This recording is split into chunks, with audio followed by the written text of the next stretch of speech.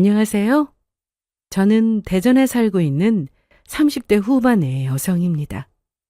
저는 5년 전에 이혼을 한 번 한 전적이 있습니다.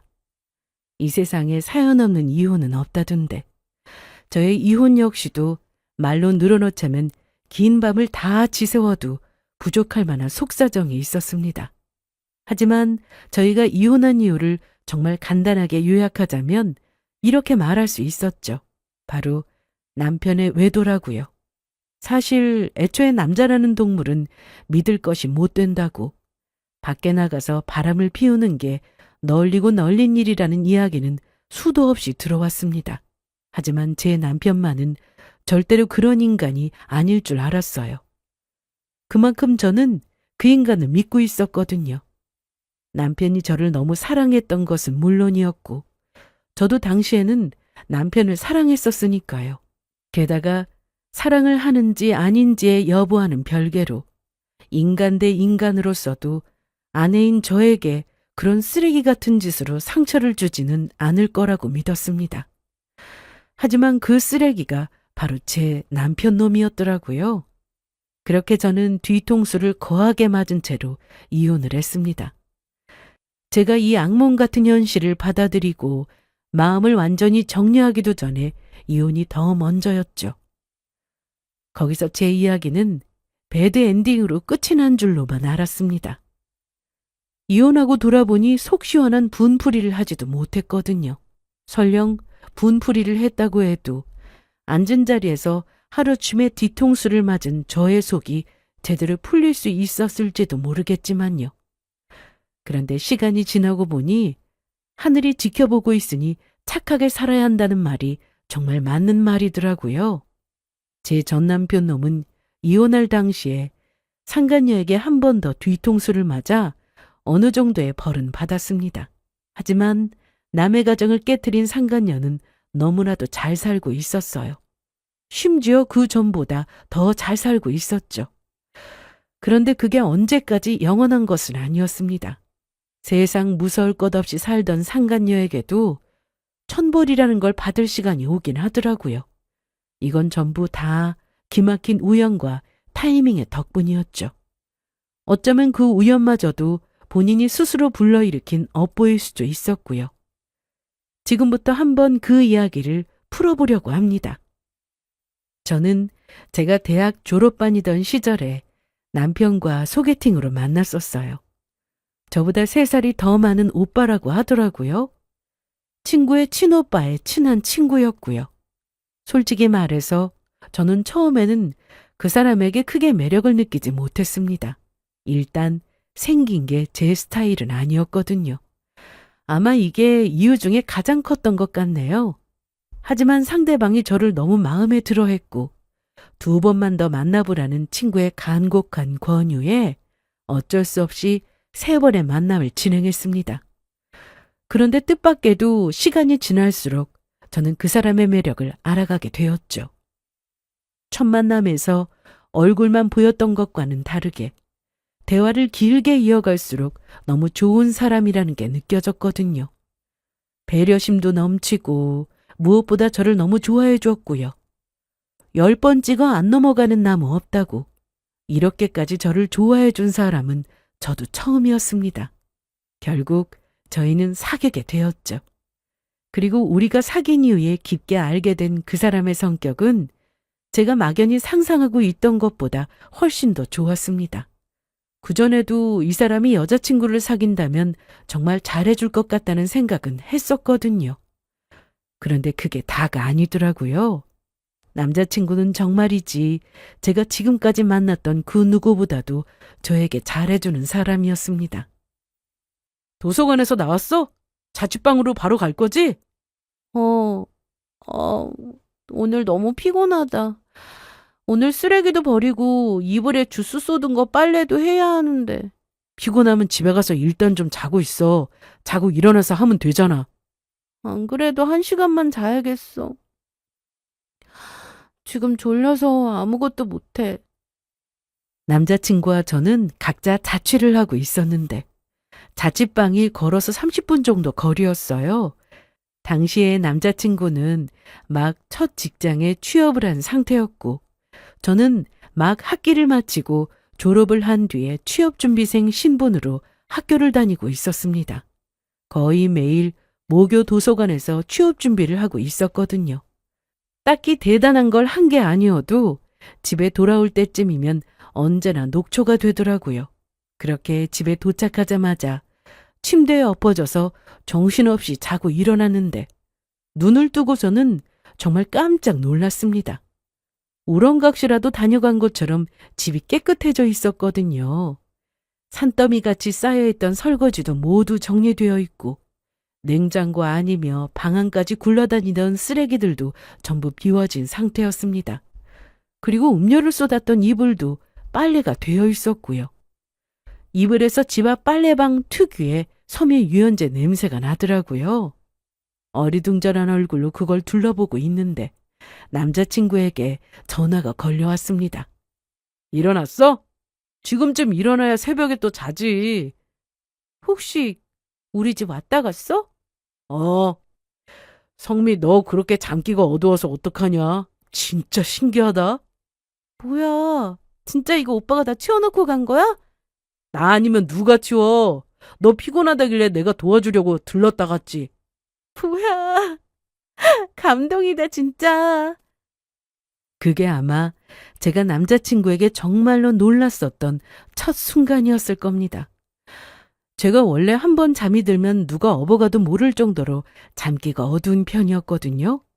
그래서 평소에 학교에 갈 때 알람도 정말 제일 큰 소리가 나는 시계로 10개쯤 맞춰놓고는 했고요. 피곤하면 피곤할수록 못 일어나는 게 더 심했죠. 그러니 남자친구가 집을 치운다고 아마 엄청 왔다 갔다 했을 텐데도 저는 세상 모르고 잠을 자고 있었던 겁니다. 그것도 무려 2시간이 넘게 꿀잠을요. 남자친구는 오죽했으면 저러고 잘까 싶어서 저를 깨우지도 않고 집만 치우고 돌아갔다고 하더라고요.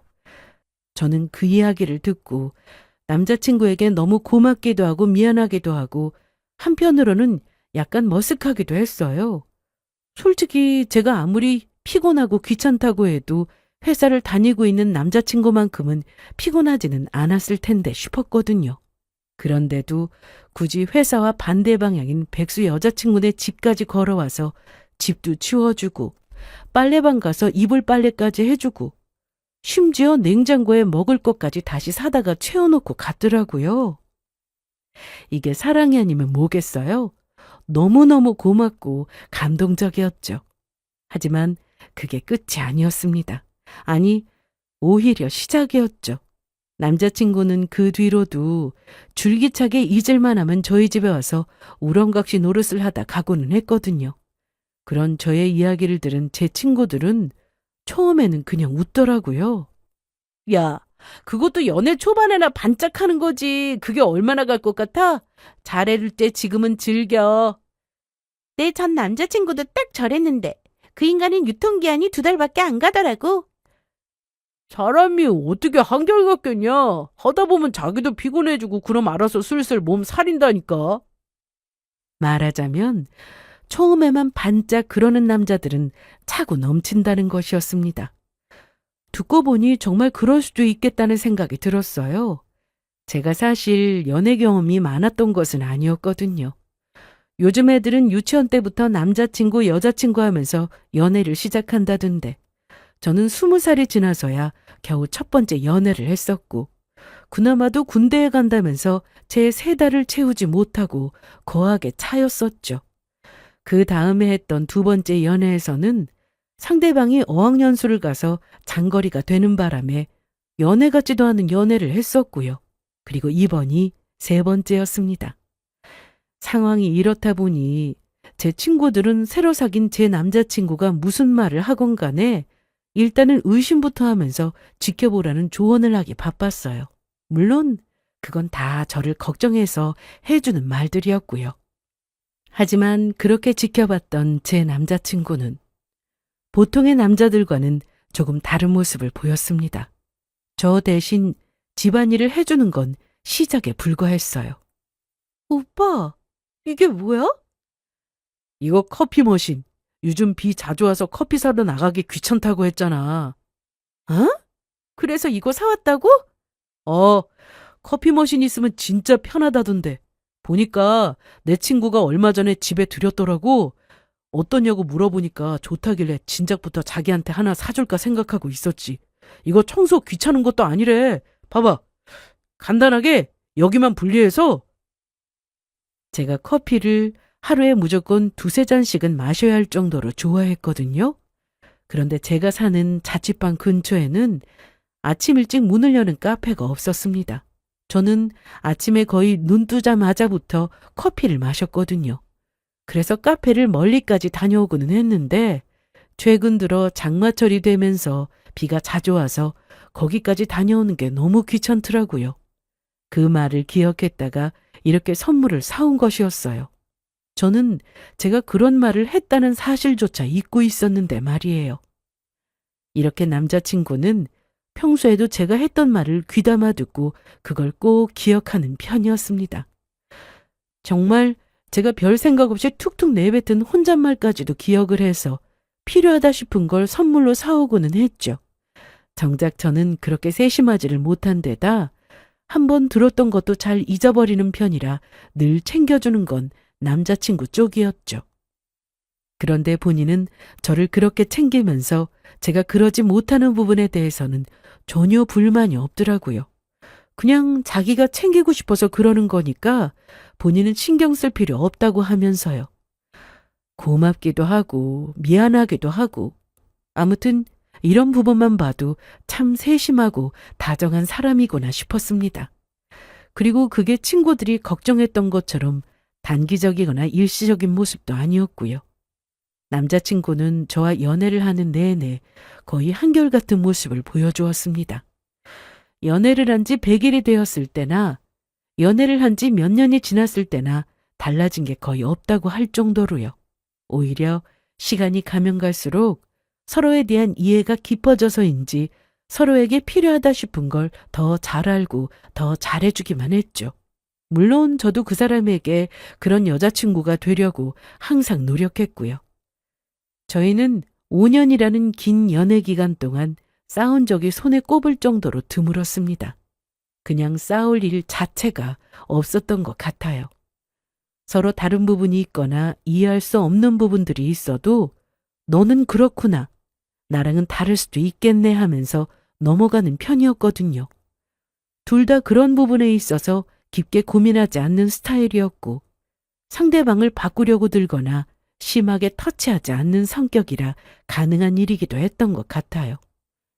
이것도 만약에 어느 한쪽이 다른 걸 못 견뎌야 하는 타입이었다면 쉽지 않은 일이었겠죠.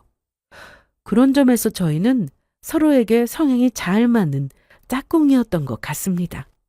그렇게 몇 년 동안 안정적인 연애를 지속하다 보니 어느덧 저희도 결혼이라는 인생의 숙제를 고민해야 할 순간이 오더라고요. 일단 남자친구가 저보다 나이가 많은 데다 장남이었기 때문에 집안에서 어서 결혼하라고 하는 압박을 받고 있기도 했고요. 손을 보라고 하시는 말씀에 오래 연애한 여자친구가 있다고 밝혔더니 그럼 긴 말할 것 없이 얼른 결혼하라고 하셨다더라고요. 여기서 짐작할 수 있듯이 남자친구네 가족들은 처음부터 저를 환영하는 분위기셨습니다. 특별한 문제가 있지 않은 이상이야 사람 사는 거 다 똑같다. 서로 다투지 말고 부부가 됐으면 최대한 서로의 허물을 이해하고 혹시라도 싸울 일이 생기면 또 금방 화해하고 그러면서 사는 거야.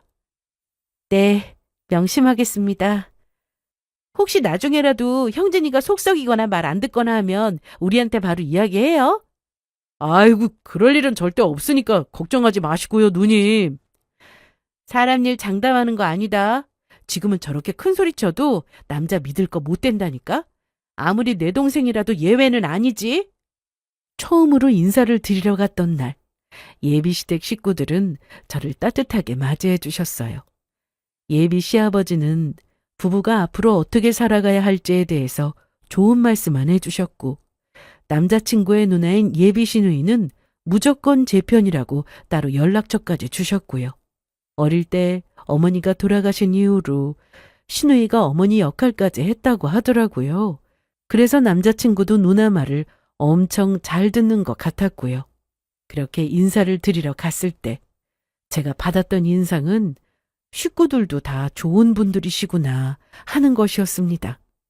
솔직히 말해서 예비시댁과 얽힌 문제들로 결혼을 하기 전부터 다투다가 결국 파혼하게 됐다는 이야기를 주변에서 하도 많이 들었었거든요. 예비신랑과 아무리 사이가 좋아도 그 식구들 문제까지는 어떻게 할 수가 없다고 하면서요. 다행히 그 비극은 저희와는 아무런 상관이 없는 이야기였습니다.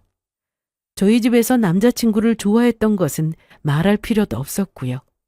저희의 결혼은 물 흐르듯이 순조로웠습니다. 결혼식도 평소에 하던 것처럼 저희 둘이서 잘 의논해서 다툼 없이 치룰 수 있었고요. 신혼여행에서 돌아오고 난 이후부터 저희의 결혼 생활은 본격적으로 시작되었죠. 혼인신고도 했으니 이제는 정말로 유부녀 유부남이 됐다는 생각이 새삼스럽게 들더라고요. 아직도 믿기지가 않네? 내가 이제 아줌마라니. 왜? 지금 생각해보니까 갑자기 아쉬워? 혼인신고를 너무 서둘러서 했나 싶기도 하고. 참나, 억울해도 못 돌려. 이제 헤어지면 이혼인 거 알지? 이래서 법적으로 얽히면 피곤해진다고 하는 거구나. 헤어지는 것도 내 마음대로 못해. 저희는 한동안은 아침에 눈을 뜨면 옆자리에 있는 서로를 향해 그런 농담을 주고받았습니다. 한 집에서 같이 눈을 뜰 때야말로 우리가 정말로 결혼을 했다는 사실이 실감이 났거든요. 농담처럼 주고받기는 했지만 저는 어느 정도는 진심이었습니다. 그리고 어쨌거나 결혼까지 하게 됐다면 이 결혼을 무조건 잘 지켜내야 한다고도 생각했죠. 왜냐하면 제 주변에 이혼한 사람들이 여럿 있었거든요. 당장 집안에는 저랑 가까웠던 사촌 언니도 1년 만에 이혼을 했고 막내 이모도 결혼한 지 15년 만에 이혼을 하셨고요. 그리고 이혼을 하는 그 과정에서 서로가 서로에게 어떻게 상처를 주는지를 옆에서 생생하게 지켜보았던 저로서는 그런 생각을 하지 않을 수가 없었습니다. 애초에 결혼을 하지 않았다면 모를까. 한번 결혼을 한 이상 이혼은 없어야 할 일이라고요. 그리고 그게 힘든 일은 아닐 거라고 생각했죠. 저희 부부의 결혼 생활은 연애 때와 딱히 달라진 부분이 없었거든요. 이혼하는 부부의 90%가 1년 안에 이혼한다는 거 알아? 그렇게 많대? 아무래도 그렇겠지. 같이 살면서 부딪히는 부분이 얼마나 많겠어? 그런데 당신은 그런 걱정 안 해도 돼. 왜? 내가 다 이해하니까. 귀찮다고 밥 안 해도 이해하지. 주말에는 밖에 나갈 일 없다고 머리를 안 감고 있어도 이해하지. 밤에 코 골면서 자도 그런가 보다 하지. 옷을 구렁이 허물처럼 벗어나도 내가 다 이해하지. 뭐? 어이없어 진짜. 남편은 자기 같은 사람이 없다면서 혼자 고개를 끄덕이더라고요. 어이없다고는 했지만 사실 저도 그 말에는 공감하는 편이었습니다.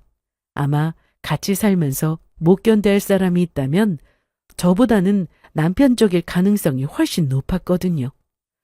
남편은 남자치고는 깔끔한 성격에 정리정돈도 잘하는 편이었고 밤에 잘 때 잠버릇 또 엄청 얌전한 사람이었거든요. 저는 그 반대였죠. 청소는 잘하는데 정리를 못하는 편이었고 잠버릇도 엄청 험했고요. 성격 자체가 그냥 무던한 편이었어요. 좋게 말하자면요. 다행히도 남편은 상대방을 지적하기보다는 그럴 시간에 본인이 먼저 나서서 정리든 뭐든 해결을 보는 성격이라 저와는 부딪힐 일이 없었습니다. 그냥 연애할 때부터 저런 성격이었죠. 친구들은 그런 저희를 보고 이제는 인정을 하더라고요. 다른 사람들은 몰라도 너희는 절대로 헤어질 일이 없겠다고요. 당시에는 그 말을 듣는 저희도 그럴 것 같다는 생각을 했습니다.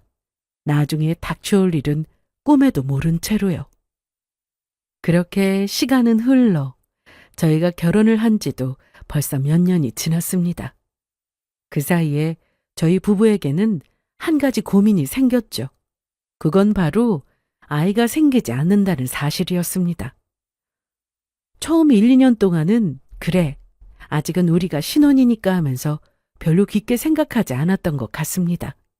때가 되면 다 알아서 생길 거라고 믿었죠. 하지만 결혼한 지 3년 차를 지나면서부터는 그 생각도 조금씩 달라지기 시작했습니다. 이제는 슬슬 조급한 마음이 들더라고요. 저희보다 늦게 결혼한 사람들이 오히려 아이를 먼저 낳는 걸 보면서 우리에게 혹시 무슨 문제라도 있는 건 아닐까 하는 불안감이 들기도 했고요. 결국 저의 제안으로 남편과 저는 난임병원을 가게 되었습니다. 아무런 이상이 없대요? 네, 그런 경우도 있다고 하더라고요. 참, 별일이 다 있네. 하긴 그러고 보니까 내 친구도 병원에 갔더니 둘 다 너무 건강하고 아무 문제도 없다고 했다더라고요. 저희를 더 당황하게 했던 건 특별히 이상이 없다는 의사의 소견이었습니다. 저도 이번에 알게 된 사실이지만 저희처럼 아무런 문제가 없어도 임신이 되지 않는 경우가 원래 20, 30%는 된다고 하더라고요. 이런 걸 원인불명 난임이라고 부른다고 했고요. 병원에서는 자연임신을 조금 더 시도해보고 그러고도 안 되면 인공수정을 해보자고 하더라고요. 저희는 그 뒤로 몇 차례 인공수정을 시도했지만 그것도 잘 되지가 않아서 시험관 시술을 앞두고 있는 상태였습니다.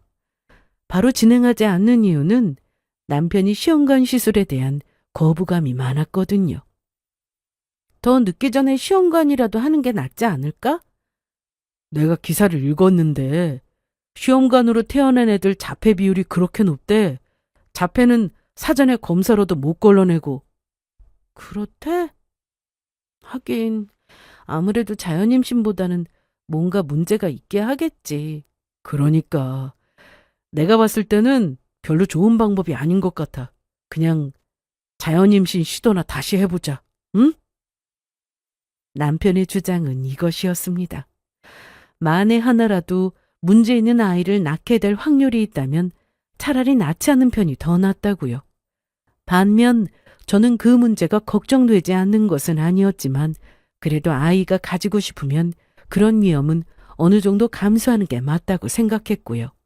하지만 아이를 낳는 건 부부가 함께 결정해야 하는 일이었고 어느 한쪽이라도 내키지 않는다면 해서는 안 되는 문제라고 생각했어요. 그래서 저희는 일단 당장의 시험관 시술을 하지는 않는 것으로 결정을 내린 상태였죠. 그리고 문제는 한 가지가 더 있었습니다. 어딘지 모르게 남편과 제 사이가 예전 같지 못하다는 느낌이었어요. 그건 저 혼자만 느끼고 있는 감정이었고요. 뭔가가 대놓고 달라진 건 아닌데 아주 오래 함께 지냈던 부부로서의 촉 같은 거라고나 할까요? 확실하게 딱 짚어서 설명할 수는 없었지만 그냥 미묘하게 남편이 달라진 것 같은 느낌이 들었습니다. 다만 그 변화는 너무 사소해서 저조차도 긴가민가 할 정도였죠.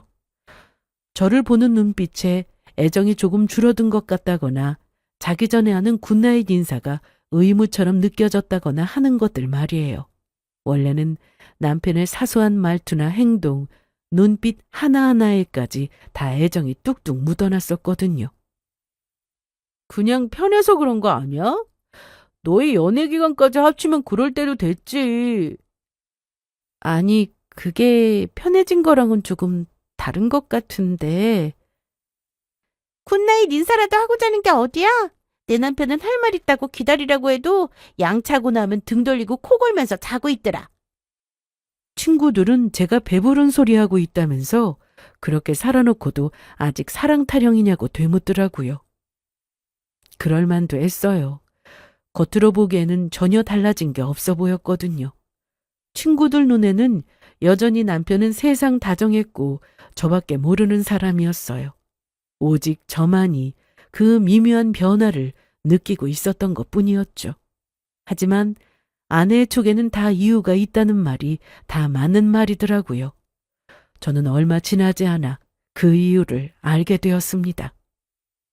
여느 때처럼 평범했던 어느 주말이었어요.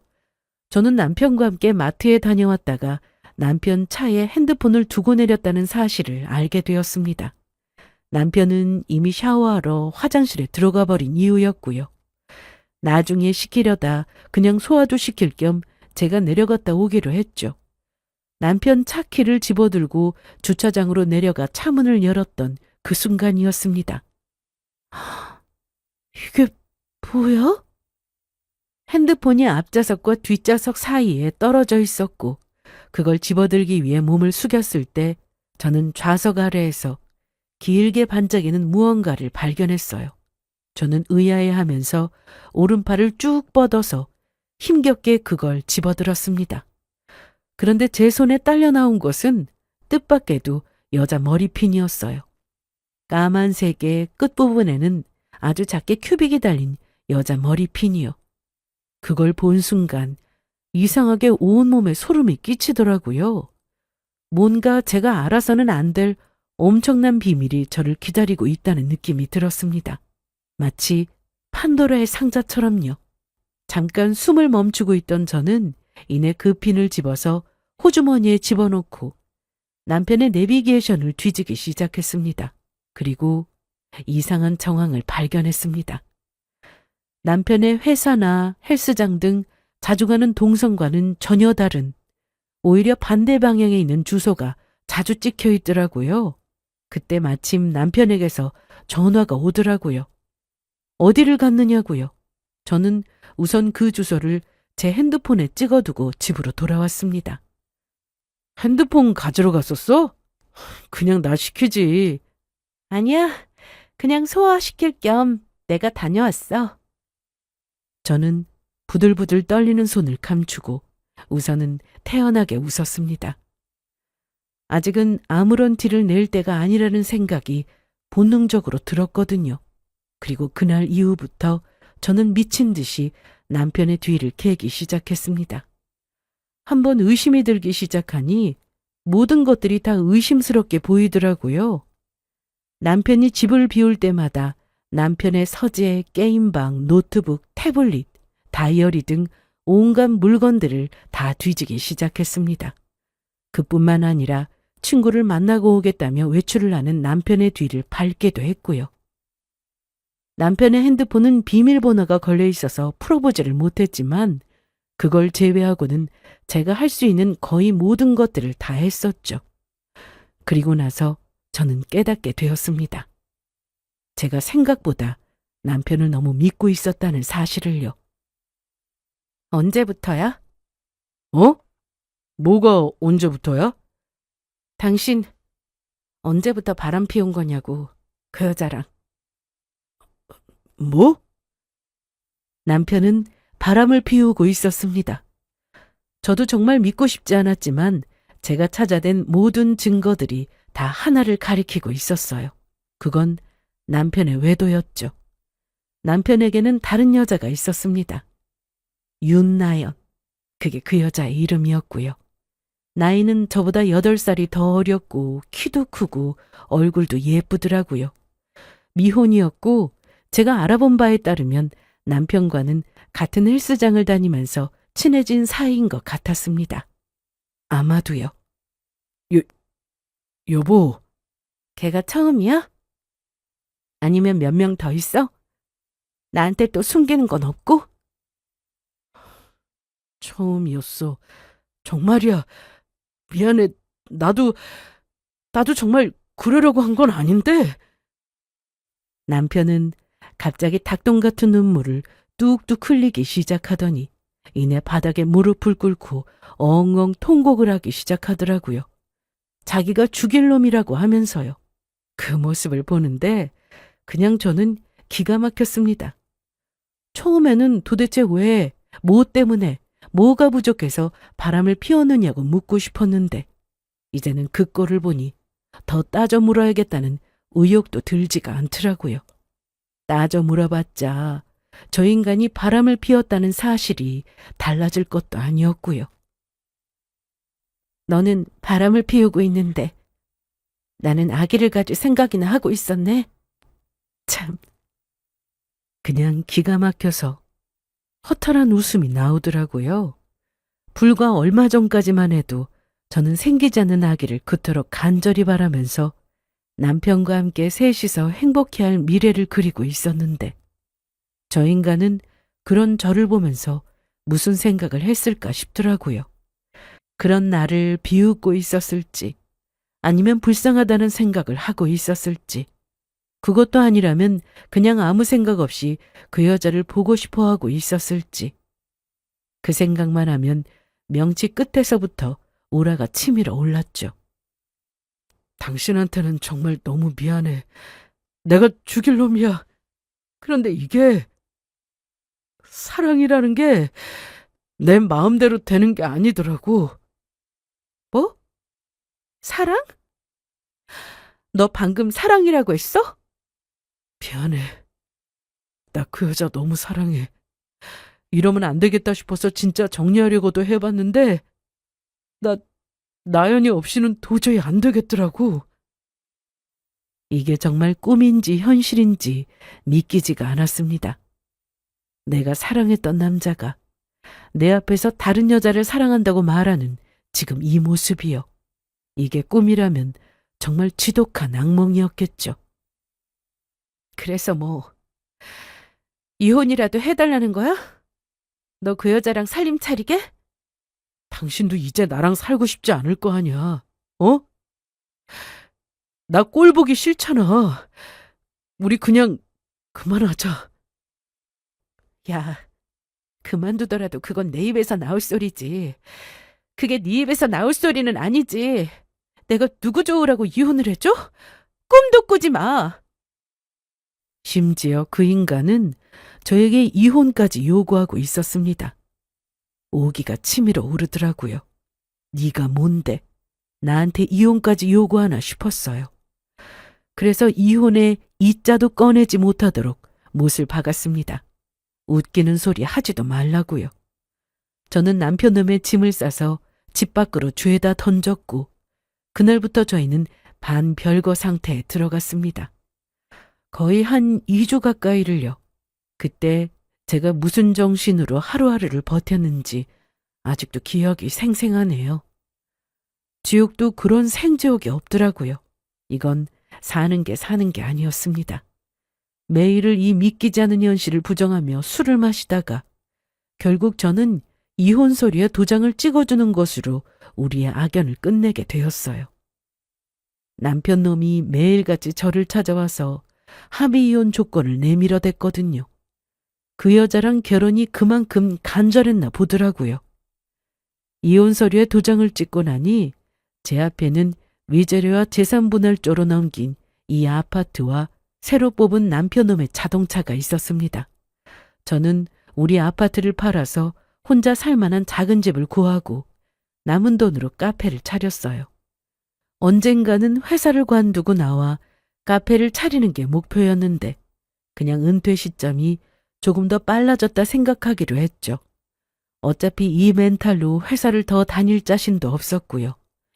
뭔가 환경적인 변화를 만들어야겠다 싶었습니다. 저 혼자서 미친 듯이 몰두할 만한 일이 필요하기도 했고요. 그리고 저의 계획은 제 예상대로 적중했습니다. 새로 차린 카페는 자리를 잡기까지 하나부터 10까지 제 손길이 필요하지 않은 부분이 없었고 저는 눈코 뜰 새 없이 그 일을 하느라 바쁜 하루하루를 지내야만 했거든요. 그러면 전 남편 놈에 대한 생각은 잠시나마 잊을 수가 있었죠. 제 친구들을 포함해서 저와 그 인간을 아는 주변의 지인들은 하나같이 저희 소식을 듣고 기겁을 하더라고요. 다른 사람도 아니고 어떻게 그 인간이 바람을 피울 수가 있느냐고 하면서요. 하긴 시댁에서도 전화가 왔더라고요. 시누이랑 시아버지가 정말 미안하다면서 저에게 사과를 다 하셨죠. 그놈이 정신나간 놈이라고 하시면서요. 그래서 그 미친 여자는 정작 다른 놈이랑 결혼했다면서? 응, 박형진도 뒤통수 맞은 거지. 이혼하고 왔다고 결혼하자고 하니까 여자가 깜짝 놀라면서 자긴 그럴 생각 없다고 했대. 자, 진짜 거지거지한다 참. 친구의 말대로였습니다. 전 남편 놈은 저에게 그렇게 비일고 빌어서 이혼을 했는데 정작 그 상간녀는 본인과 결혼을 할 생각이 전혀 없었던 것이었죠. 저와는 이미 도장을 찍었고 그 여자는 그 여자대로 얼마 지나지 않아서 바로 다른 남자와 결혼을 했다더라고요. 더 돈 많은 남자랑요. 듣기로는 돈이 말도 못하게 많다더라고요. 그 결혼했다는 남자가 하필이면 또 제 지인의 지인이었거든요. 세상 참 좁죠? 전 남편은 그 뒤로 너무 상심한 나머지 어디 지사를 신청했다든가 하면서 아예 외국으로 나가버렸다고 하더라고요. 그것보다는 불륜남으로 찍혔는데 한국에 남아있기가 남부끄러워서일 거라는 소문이 더 컸지만요. 하늘은 무하냐. 남의 가정 망치는 것들한테 천벌을 안 내리고. 야, 성미야, 걱정하지 마. 그 인간도 언젠가는 똑같이 되돌려받을 거야. 그런 짓 하고 다니는 것들 중에 결말이 좋은 인간을 내가 본 적이 없다. 하지만 과연 그런 날이 올까 싶더라고요. 지인의 말에 따르면 새로 결혼한 남자가 그 상간녀를 너무너무 좋아해서 어쩔 줄을 몰라 한다고 들었거든요.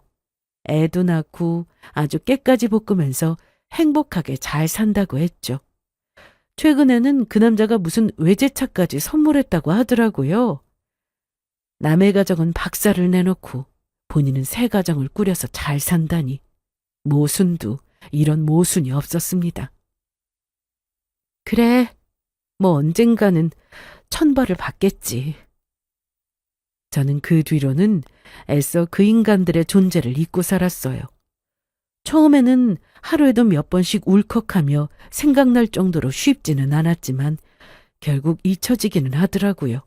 이제는 아주 가끔씩 한 번씩 생각날 정도로요. 그렇게 시간이 흐르고 또 흘러 어느새 5년이 지나갔습니다.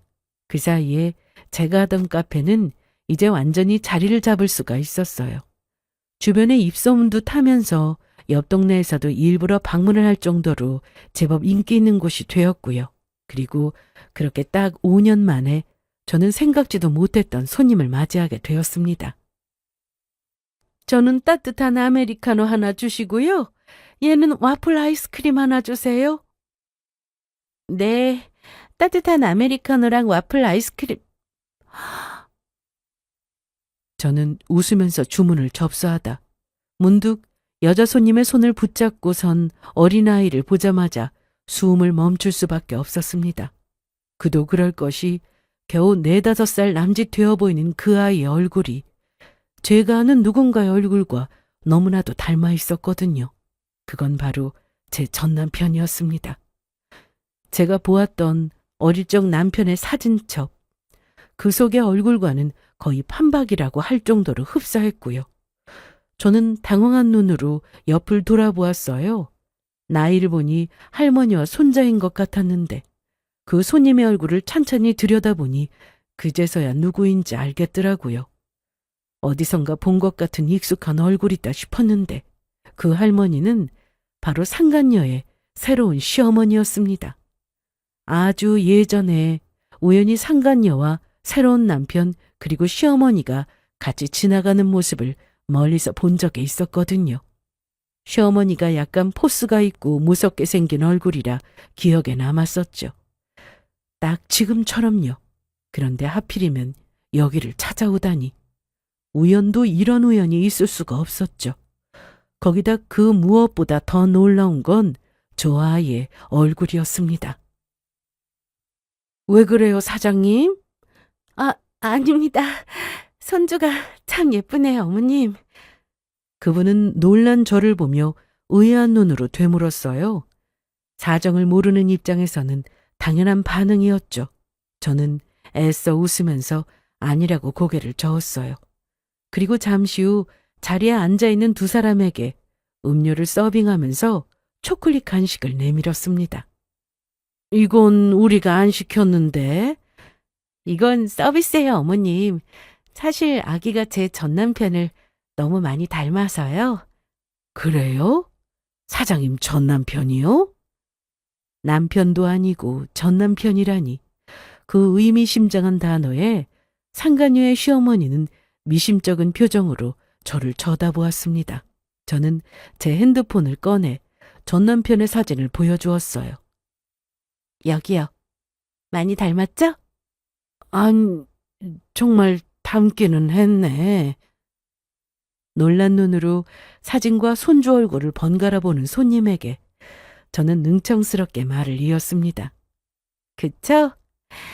살다 보니까 진짜 이 세상에 별의별 일이 다 있더라고요. 이런 우연도 많고요.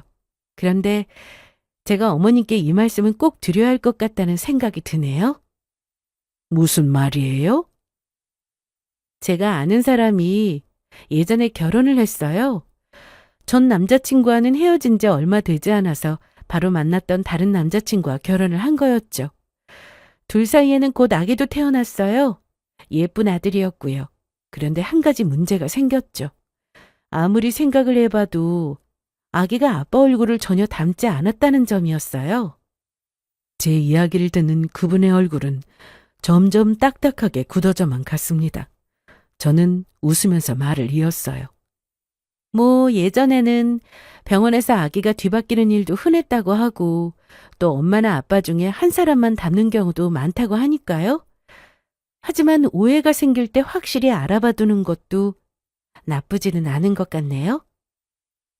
사장님, 참, 그리고 제가 전 남편과 헤어진 이유는 남편이 바람을 피워서였어요. 그런데 그 여자는 또 다른 남자랑 바람을 피웠다고 하더라고요. 저는 그 말을 마지막으로 가게에서 일어섰습니다. 그리고 설거지를 마치고 다시 돌아왔을 때는 그 손님은 이미 가게를 나간 이유였어요. 그리고 바로 다음 날, 저는 그 손님을 다시 만나게 되었습니다. 이번에는 손주가 아닌 젊은 여자를 데리고 오셨더라고요. 네, 본인의 며느리였죠. 주문하시겠어요?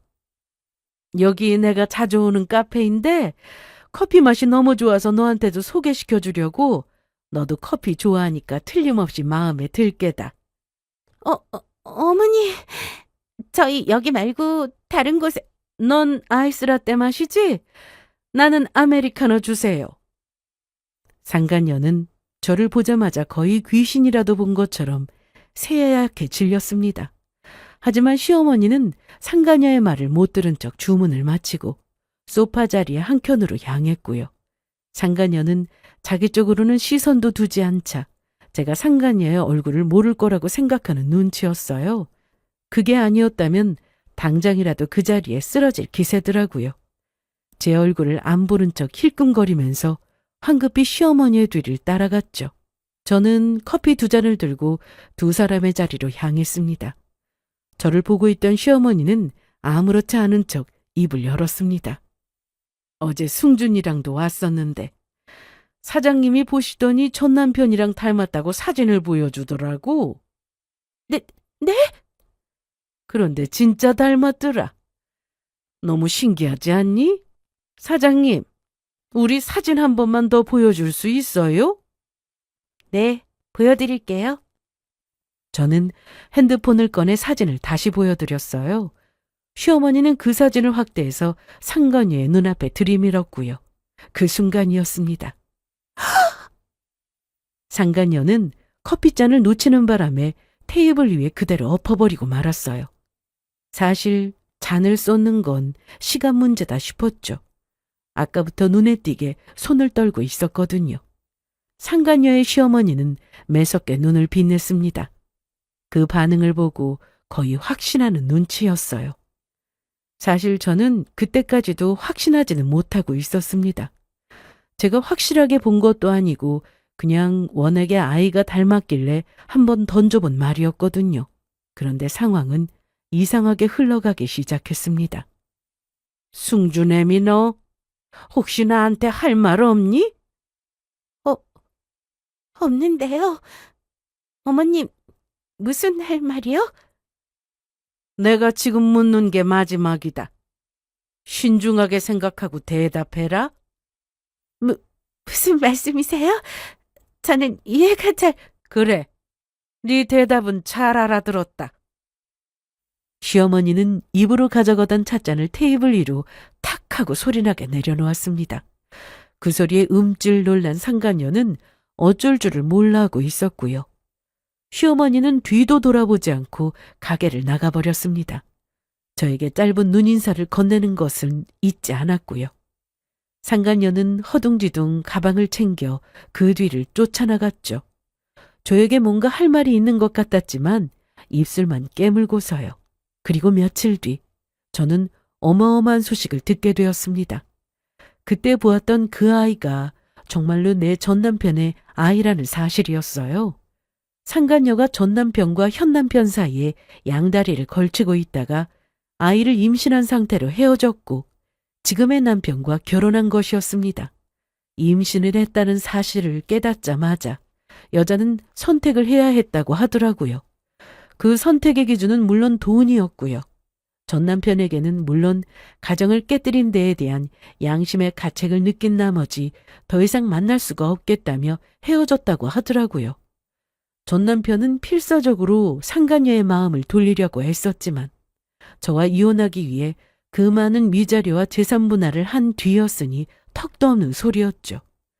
상간녀의 시어머니도 평소에 손주가 자라면서 자기 아들이랑은 하나도 안 닮은 게 이상하다고 속으로만 의심하고 있었습니다.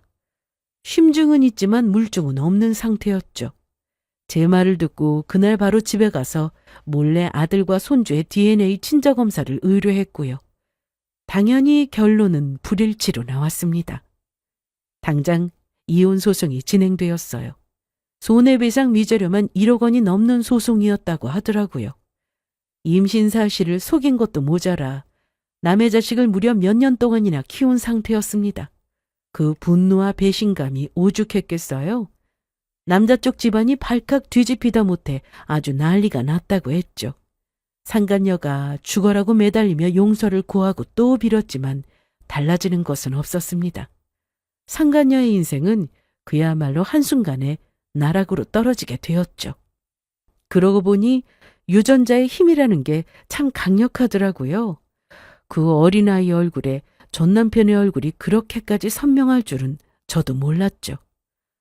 엄마 얼굴이 조금이라도 남아있었다면 뭐라고 꾸며대기라도 해봤을 텐데 정말 아빠 쪽 유전자만 100% 가져간 얼굴이었습니다. 그 바람에 시어머니의 의심도 더 심했을 거고요. 그쪽 입장에서는 그 누구의 얼굴도 닮지 않은 얼굴이었을 테니까요. 나중에 소식을 알게 된 전 남편이 황급하게 귀국을 했다는 소식을 들었습니다. 그 뒤로 땅을 치고 후회했지만 상간녀와 재갈합할 생각은 또 없었던 모양이더라고요. 이러지도 저러지도 못한 상간녀는 전 남편에게 합치자는 제안을 했지만 단칼에 거절당했고 대신 양육비 소송을 진행한다는 이야기를 들었습니다. 그 뒤로는 어떻게 되었는지 모르겠네요. 인생이 뭔지 참 그 생각만 들더라고요. 저는 흙탕물에서 그나마 먼저 빠져나온 게 천만 다행이었죠. 남은 인간들끼리 무슨 싸움을 하든 이제 저와는 상관없는 이야기였고요. 저는 이제 비로소 끝을 내지 못했던 소설을 마침표를 찍은 느낌입니다. 이제는 한결 편하게 잠이 들 수 있을 것만 같네요.